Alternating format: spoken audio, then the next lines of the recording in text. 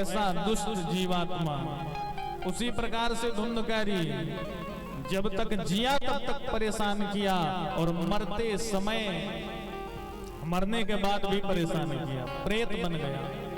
इतना तगड़ा प्रेत बना सज्जनों कि कभी अग्नि का स्वरूप बना लेता है तो कभी हाथी घोड़े का स्वरूप, कभी वायु का स्वरूप बना लेता है तो कभी मनुष्य का स्वरूप।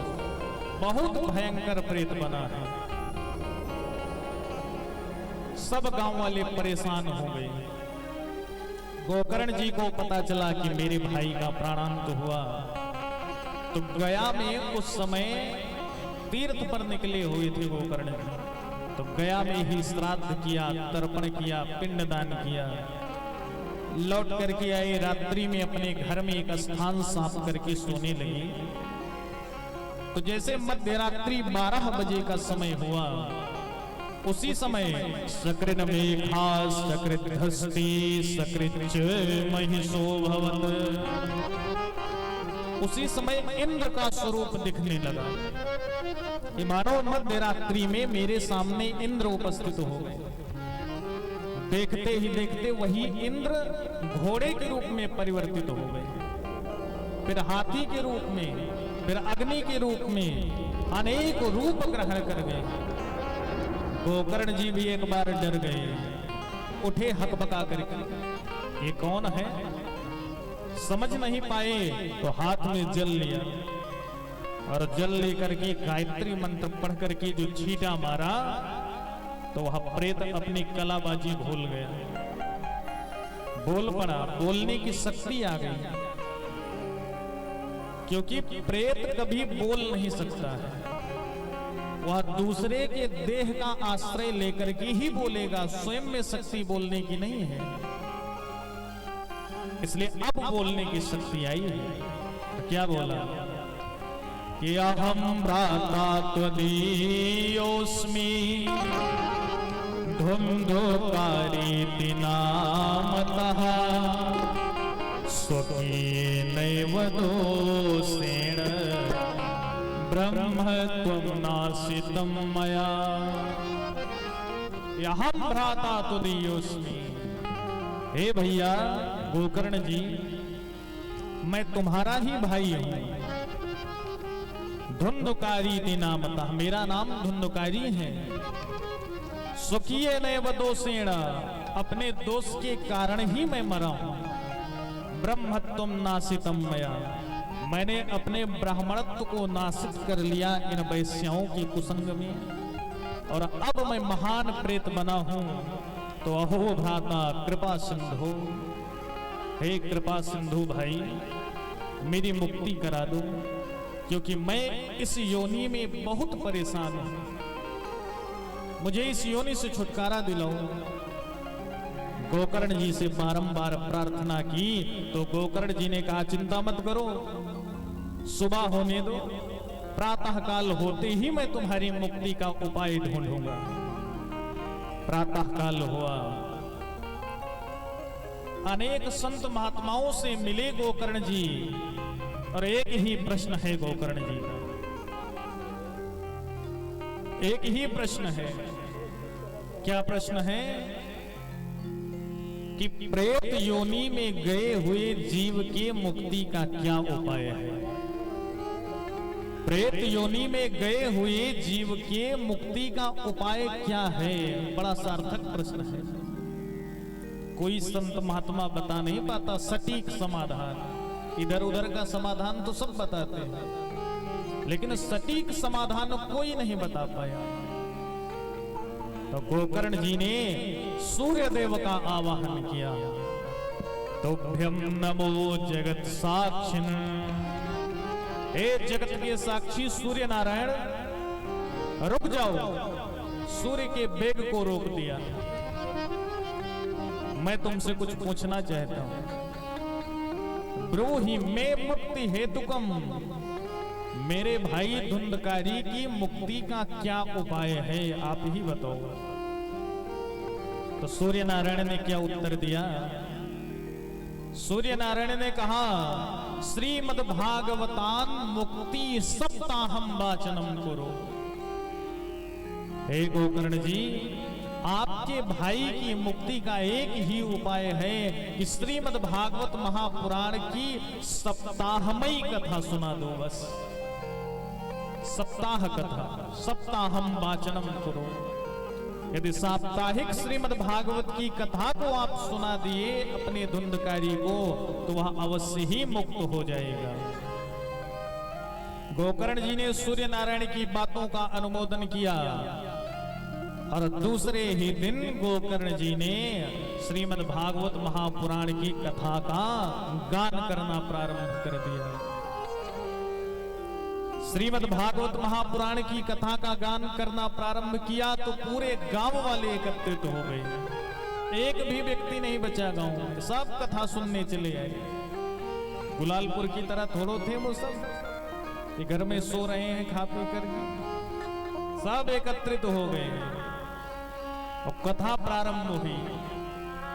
जैसे ही प्रथम दिवस की कथा प्रारंभ होकर के परिपूर्ण हुई तो प्रथम ग्रंथ विभेदनम, पहली गांठ फटी बांस की। कौन से बांस की? जिस बांस में पूर्व में ही धुंधकारी प्रवेश कर चुका है। जैसे हमारे सामने यह गड़ा हुआ यह जो बांस है, यह धुंधकारी के प्रवेश का प्रतीक है। क्योंकि जब गोकर्ण जी ने कथा सुनानी प्रारंभ की तो धुंधकारी को कहीं स्थान नहीं मिला कि कहां बैठ जाऊं। तो एक बांस गड़ा था, उसी बांस के ऊपरी भाग में जाकर के बैठा, स्थान मिल गया।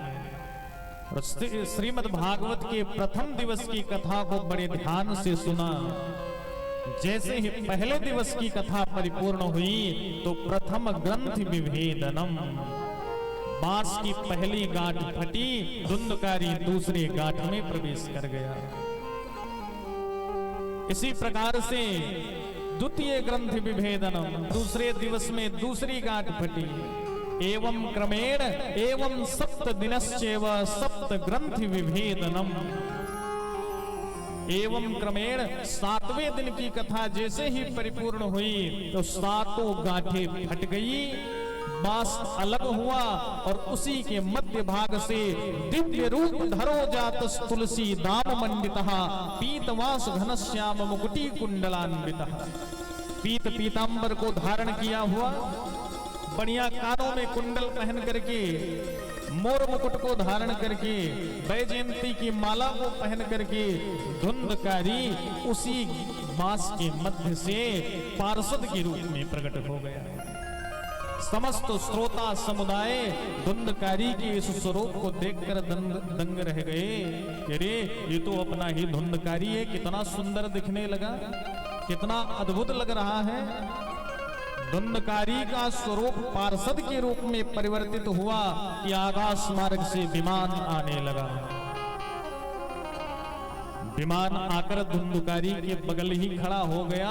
4 पार्षद हैं, धुंधकारी के हाथ को पकड़ करके विमान में बिठा ली। चलो भैया, हो गई आपकी मुक्ति, भगवान के धाम को चलिए। गोकर्ण जी ने रोक दिया कि अरे श्रीमद् भागवत महापुराण की कथा को तो मैंने पूरे गांव वालों को सुनाया, सभी ने सुना भी, लेकिन ये मुक्ति केवल धुंधकारी को ही क्यों मिली? क्या कारण था? अत्रैव बहवा संति श्रोतारो मम निर्मलाः आनी तान विमानानि न योगाम युगपत्कृते। यहां पर तो अनेक श्रोता है, तो मुक्ति केवल धुंधकारी को क्यों मिली? गोकर्ण जी का प्रश्न है पार्षदों से। तो जितना सुंदर प्रश्न किया उतना ही सुंदर उत्तर भी दिया पार्षदों ने। पार्षदों ने कहा कि धुंधकारी को मुक्ति अकेले इसलिए मिली कि जिस प्रकार से मननशील होकर के धुंधकारी ने कथा सुनी, जिस भाव से धुंधकारी ने कथा को ग्रहण किया, उस भाव से किसी भी श्रोता ने कथा सुनी ही नहीं। इसीलिए फल भेदोत्र संस्थिता, इसलिए फल में भेद हो गया। क्योंकि धुंधकारी को अपनी मुक्ति का उपाय चाहिए था, इसलिए एकाग्र मन से बड़े शुद्ध भाव से उसने कथा सुनी, सो मुक्त हो गया। श्रोता बहुत बैठे थे, लेकिन किसी का मन दुकान में, किसी का मन मकान में, किसी का मन बच्चों में, किसी का मन परिवार में, किसी का मन विदेश में घूम रहा था, और धुंधकारी का मन भगवान के चरणारविंद के इर्द गिर्द घूम रहा था। इसलिए ये मुक्त हुआ, बाकी सब यहीं रह गए। धुंधकारी को विमान में बिठा करके लेकर के पहुंचे भगवान के बैकुंठ धाम। तो भगवान ने खड़े होकर के धुंधकारी का स्वागत किया, हृदय से लगाया, दिव्य पार्षद घोषित कर दिया। गोकर्ण जी ने जाते जाते कह दिया पार्षदों से, 7 दिन के बाद जितने श्रोता है उतने ही विमान की तैयारी करके रखना, सबको भेज रहा हूं जल्दी। धुंधकारी गए और इधर गोकर्ण जी ने फिर से श्रीमद् भागवत की कथा का शुभारंभ कर दिया और गांव वालों को सावधान कर दिया कि हे गांव वालों सावधान हो जाओ, और हम आप लोगों को भी सावधान कर रहे हैं। गोकर्ण जी ने सावधान किया कि इस बार एकाग्र मन से कथा सुनना, नहीं पता लगे शरीर यहां रहे और मन कहीं और रहे, इसलिए बिल्कुल ध्यान से कथा सुनना। तो इस बार जो 2-4 बच गए थे वो भी दौड़े चले आए, चलो भैया हम भी मुक्त हो जाएंगे। और सूत जी महाराज कहते हैं, हे शौनकादि ऋषियों, पंग वृद्ध बद्ध मंदाश्च तेपि पाप क्षयाय वै। इस बार की कथा में लूले, लंगड़े, अंधे और बहरे भी आए। बोले वो क्यों आए? बोले जो अंधा है वो क्या करेगा? बोले कानों से सुनेगा। बोले अच्छा, तो जो बहरा है वो क्या करेगा? बोले आंखों से देखेगा। देखना भी एक कथा का श्रवण है, दृष्टव्य, ये भी कथा के श्रवण की विधि है। बोले जो लूले लंगड़े थे वो दूसरों के सहारे से चल करके आए, अंधे सुनने के लिए आए, बहरे देखने के लिए आए, सब बैठ गए एकाग्र चित्त होकर, मन को लगाकर।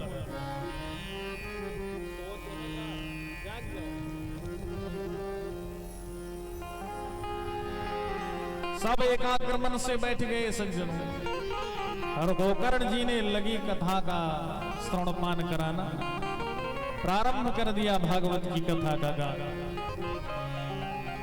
और जैसे ही 7 दिवसों की कथा को परिपूर्ण किया गोकर्ण जी महाराज ने, तो क्या देखते हैं कि कथा स्थल में जितने भी श्रोता हैं, उन समस्त श्रोताओं के लिए एक एक विमान अलग अलग रूप में आकर के खड़ा हो गया, और सब श्रोता उसी विमान पर चढ़ बैठे। बोल भागवत भगवान की जय हो।